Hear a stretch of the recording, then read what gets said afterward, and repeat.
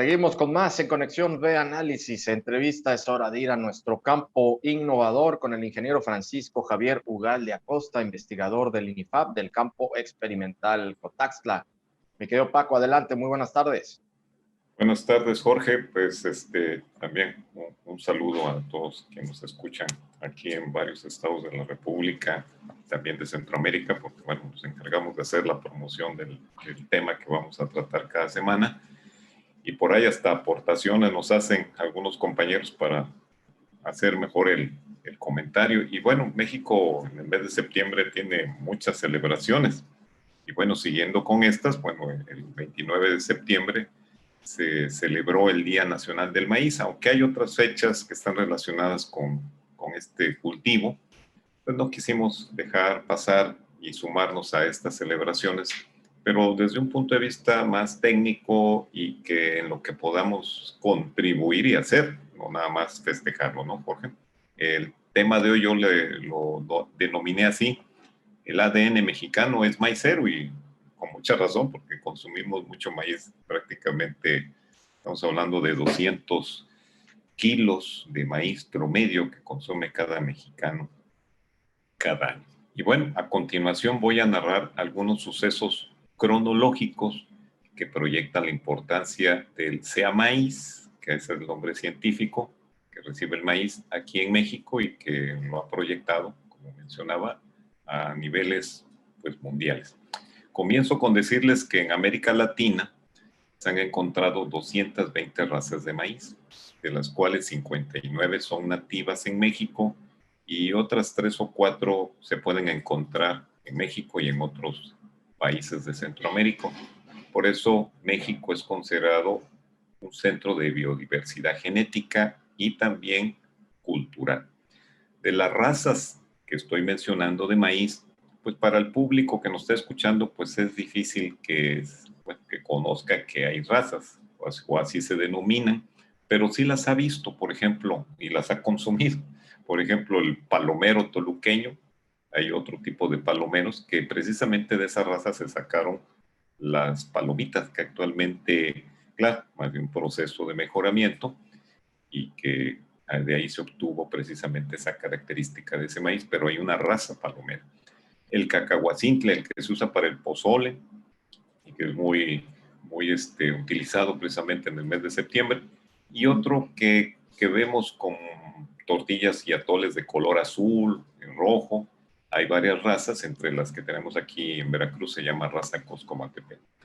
Bueno, todas las culturas que conocemos y que nos han platicado en la historia, pues han sustentado su establecimiento, su crecimiento, su esplendor y su decadencia, porque está ligada al cultivo básico que es el maíz, porque así como crecieron las culturas, pues cuando hubo un problema también de cambio climático, hubo sequía, y eso generó o provocó, como dicen los que estudian la cuestión de la antropología, que posiblemente la caída de muchas culturas importantes se debió a la falta del maíz por un asunto de sequía continua.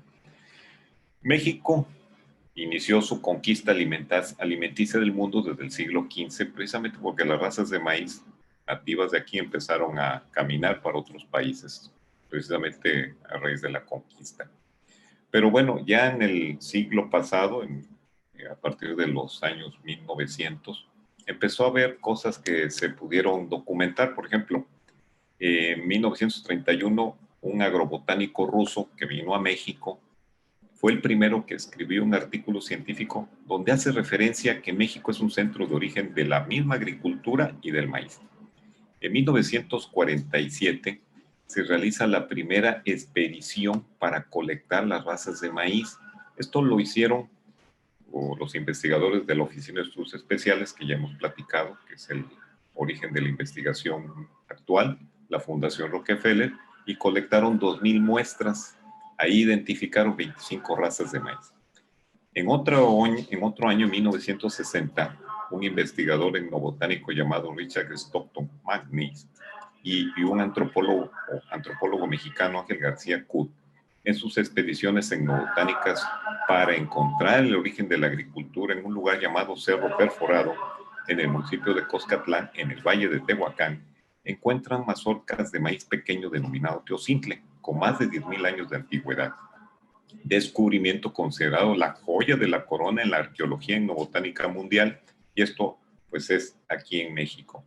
En 1966 en Mitla, Tlacolula, Oaxaca, también un proyecto de prehistoria y ecología humana, encuentran evidencias de maíz domesticado de hace 6.000 años, donde indican que era parte de la dieta de los habitantes de ese periodo arcaico en Oaxaca, Jorge. Oye, Paco, los datos que das son increíbles. He estado aquí haciendo varios apuntes y bueno, me quedo con varias pues preguntas y sobre todo preguntas, porque yo aquí no puedo hacer demasiadas observaciones, los expertos son ustedes, pero a ver, de entrada, para hacer un breve repaso de lo que nos has dicho, están las variedades, por ejemplo, las que más conocemos y tenerlas en cuenta, ¿no? El maíz para las palomitas, ¿no? El maíz palomero. Está el maíz para el pozole, el maíz pozolero, que también estuvimos comiendo ahora en septiembre con relación a las fiestas patrias con el pozole. Están los distintos maíces, por ejemplo, la cuna del maíz, que es ahí en Tehuacán, ¿no? En Tehuacán, Sí, es. Puebla. Están otras variedades también, por ejemplo, está el maíz, hay maíz negro también, ¿no, Paco? Sí, el maíz negro, azul o violeta, que básicamente son introgresiones, o sea, son así como que se polinizan entre ellos y algunos mantienen su característica y otros a veces salen medios pintadones o descoloridos de ese tono negrito al que te refieres. Oye, y Paco, ¿y aquí dónde entra el maíz forrajero? También está también dentro de toda esta clasificación, porque esto es comestible para el ser humano, el forrajero ya no tanto, eso se le da al ganado, pero Pero también va dentro de todo la clasificación de maíz, me imagino, ¿no? sí, de hecho, el maíz forrajero puede ser cualquier maíz, inclusive los maíces criollos o de este tipo de razas, pues producen mucho forraje porque son muy altos, y que esa es parte de las desventajas que a veces tienen estos maíces nativos que provienen de razas y en algunos lugares se llaman criollos, pues son muy altos y eso puede que se puedan caer por cuestión del viento, pero se pueden aprovechar para alimento de forraje. Y el caso, por ejemplo, del maíz amarillo, este que viene pues casi en su totalidad de importación de los Estados Unidos, de toda esta parte del Midwest norteamericano, de Iowa, Illinois, de Kansas, todos estos estados tienen unas producciones increíbles de maíz amarillo. En México, ¿cómo estamos con el maíz amarillo? ¿Es pura importación o sí hay algo de producción? No, de hecho hay razas de maíz nativo amarillas aquí en México. Mucho del maíz que se siembra en Estados Unidos, en Iowa y eso, provienen con la base genética del maíz tuspeño del Golfo de México, que eso va a ser parte de lo que voy a comentar más adelantito, pero aquí hay maíz amarillo nativo y maíz mejorado también amarillo, que tiene ciertos atributos por la cuestión de mayor cantidad de proteína, pero actualmente tenemos maíces blancos que tienen más proteína que ellos. Perfecto, Paco, pues ya te dejo que termines y que cierres tu sección. Bueno, pues en 1941, como mencionaba, hicieron la primera colecta. Imagínense la expedición con toda la situación que en ese entonces no había carreteras, era más difícil las vías de comunicación. Después de 60 años, el INIFAP y la Comisión Nacional para el Conocimiento y Uso de la Biodiversidad realizaron una segunda colecta y pudieron reunir 6.500 muestras de mazorcas que son cedidas directamente por los productores y sus familias. Pero sí quiero decir que posiblemente estos productores vayan a ser los últimos custodios de este patrimonio milenario de maíz, que más adelante diré por qué. En esta expedición se encontraron más razas de maíz, eso afortunadamente nos dice que todavía se siguen sembrando, pero bueno, pues corre el riesgo de que en algún momento los productores por su edad avanzada dejen de hacerlo y el problema de la nueva generación. Afortunadamente esas 58 razas están conservadas en el Banco de Germoplasma, que son cámaras frías, que está ubicado en el estado de Jalisco, y eso nos permite garantizar la seguridad de la genética del maíz para las generaciones futuras de México y del mundo. Aparte, una muestra de estas están en la bóveda mundial. En 1947 regresamos un poquito atrás, se creó la Comisión Nacional del Maíz, institución que inicia oficialmente la producción de semilla de maíz mejorado. Pero fíjate que aquí en Veracruz, entre el 48 y 55, hay también un suceso bien importante para el maíz, que es la formación del compuesto tuspeño en base a la raza del maíz del Golfo de México, y eso da, o más bien es la punta de lanza para que se formen los primeros híbridos y variedades por más productivas. Primero aquí en Veracruz se sembraron, bueno, se crearon, se sembraron y después se exportaron a otras latitudes. Esto ocurre en la zona de San Rafael en 1952, cuando también aquí en Veracruz se pone la primera planta de producción de semillas de maíz que aumentó la producción de México y de Centroamérica, porque para allá también caminaban todo lo que correspondía a semillas mejoradas que se estaban en ese momento haciendo.